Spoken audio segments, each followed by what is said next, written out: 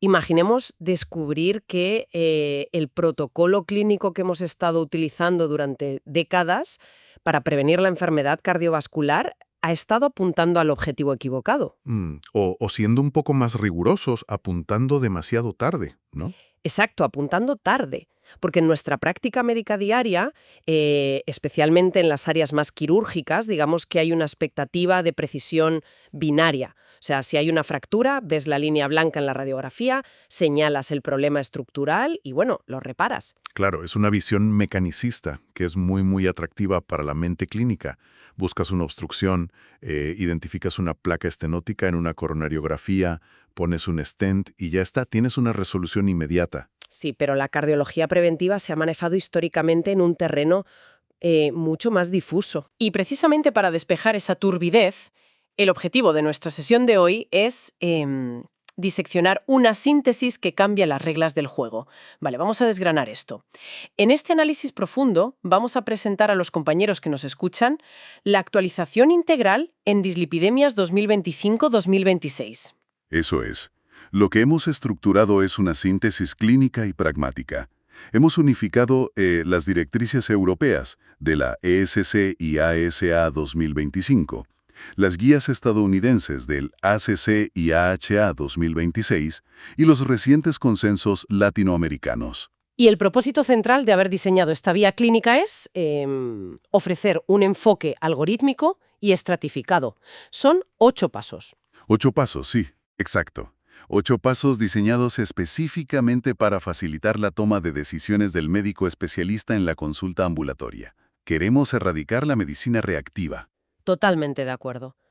Entonces, antes de entrar de lleno en los 8 pasos del algoritmo que hemos diseñado, es fundamental entender el cambio filosófico que sustenta toda la presentación clínica. Si repasamos las diapositivas 2 y 3, el concepto rector, que lo domina todo, se resume en el principio de lower for longer. Más bajo por más tiempo. Exacto.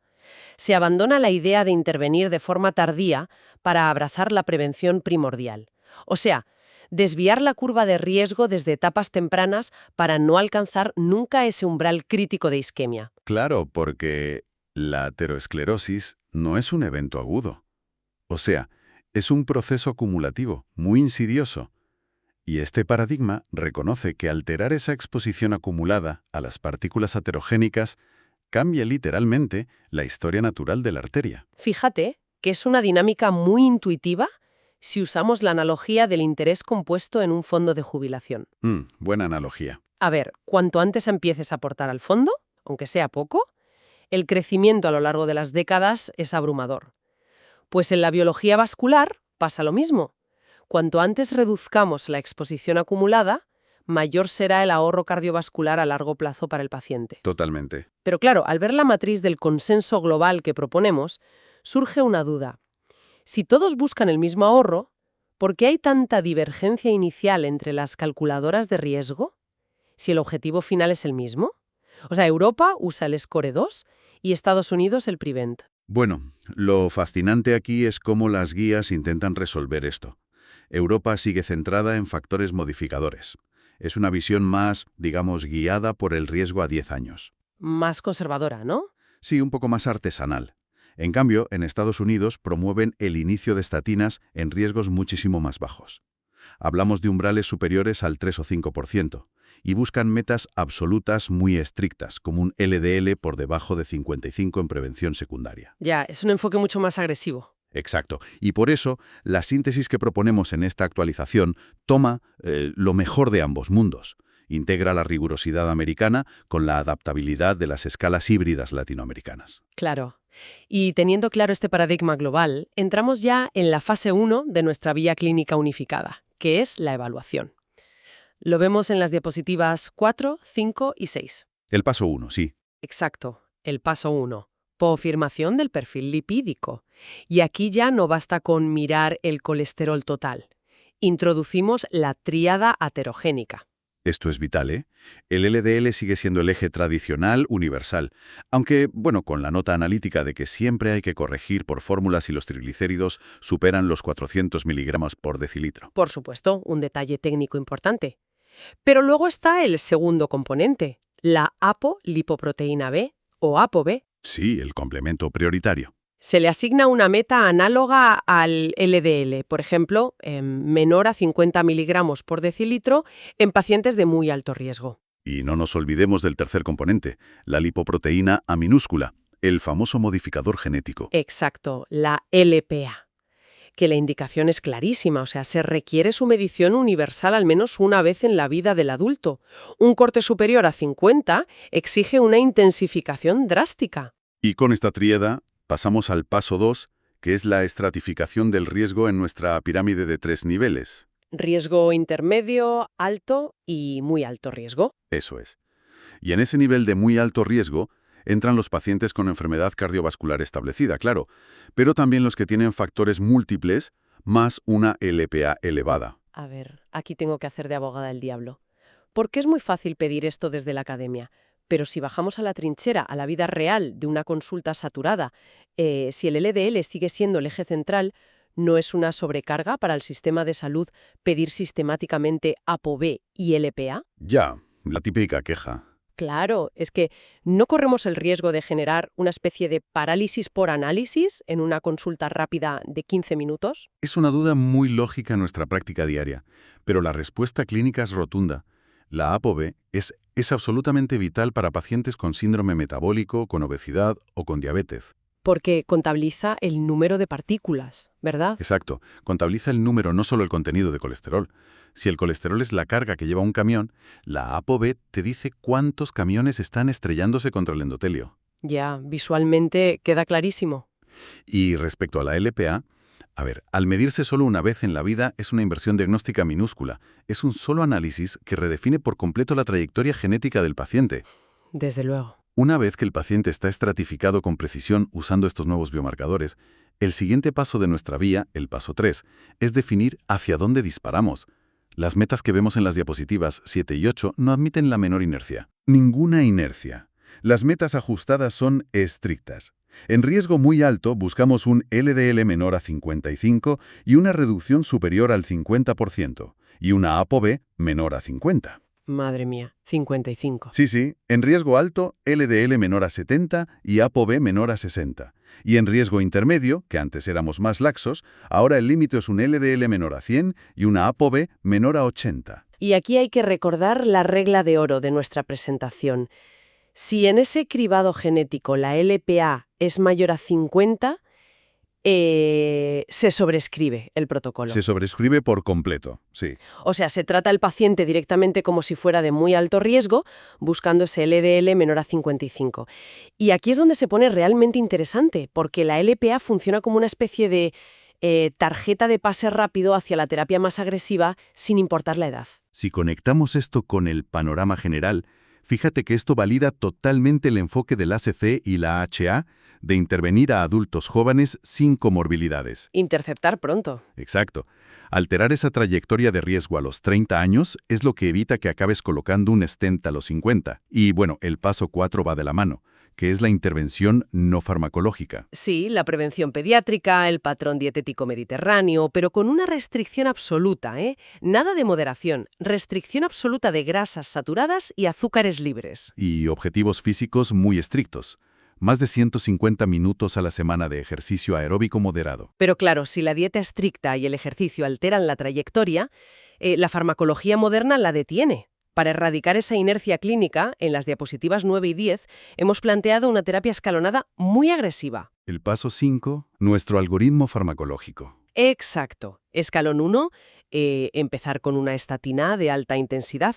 Atorvastatina de 40 a 80 miligramos o rosuvastatina de 20 a 40. Y lo más importante, reevaluar en 3 a 6 meses. Cortísimo plazo. Y si en el escalón 2 el LDL sigue por encima de 55, nada de esperar. Se añade ezetimiba de 10 miligramos al día rápidamente. Y si aún así es refractario, vamos al escalón 3. Claro, ahí ya entran los inhibidores de PCSK9, los anticuerpos monoclonales o el inclisiran.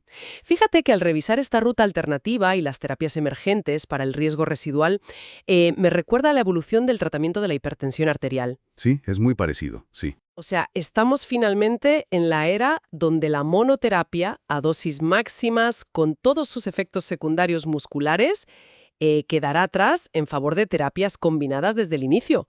Me refiero a mezclar, no sé, dosis bajas de estatinas con ezetimiba y ácido bempedoico. Yo estoy convencido de que sí. Confirma totalmente esta visión.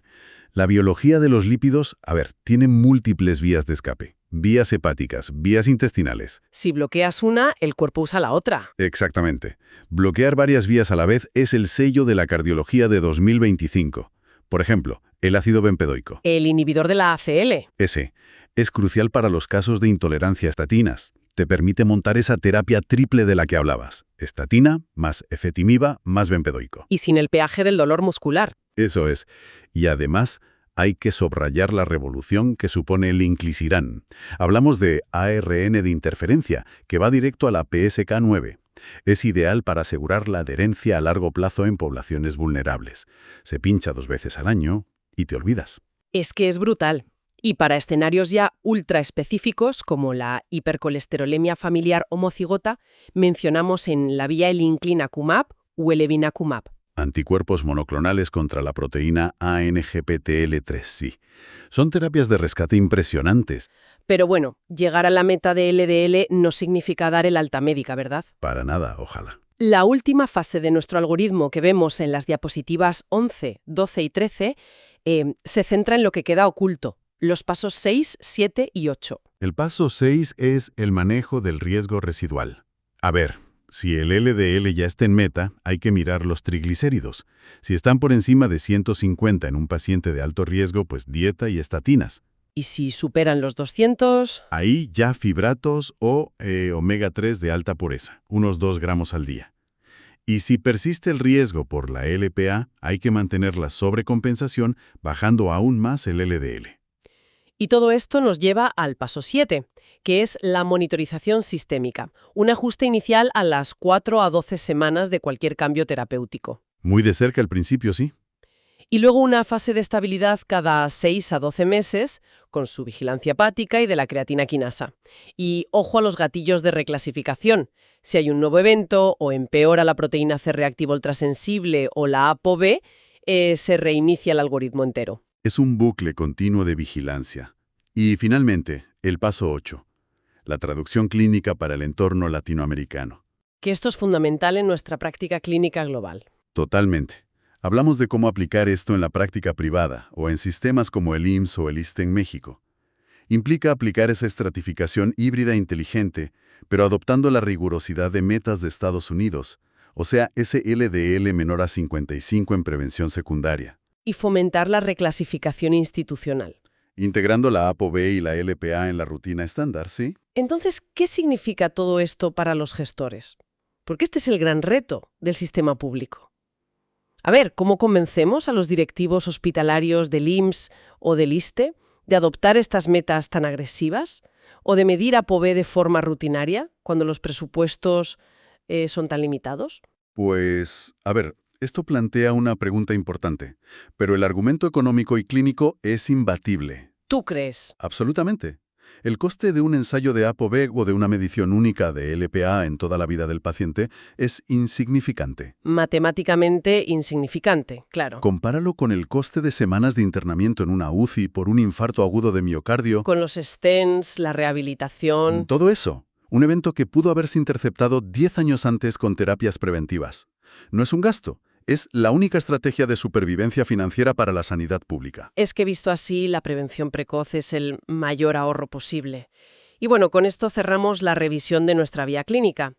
Pero para despedirnos, me gustaría dejar en el aire un pensamiento final bastante provocativo para los especialistas que nos escuchan. A ver. Con la consolidación de estas terapias basadas en ARN, como el inclisiran, y los anticuerpos monoclonales de larga duración, estamos presenciando el inicio del fin de la dislipidemia como una enfermedad crónica de manejo diario.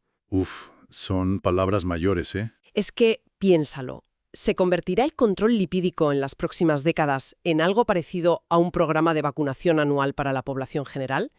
Si llegamos a eso, cambiaría para siempre el rol del cardiólogo clínico. Sería un cambio de paradigma brutal. Dejar de perseguir pastillas diarias para pasar a intervenciones anuales o semestrales. Desde luego es algo que todos deberíamos llevarnos a casa para reflexionar con nuestro próximo paciente. Sin duda. queda la pregunta en el aire. Muchas gracias a todos los compañeros por acompañarnos en este análisis profundo. Un placer. Hasta la próxima sesión.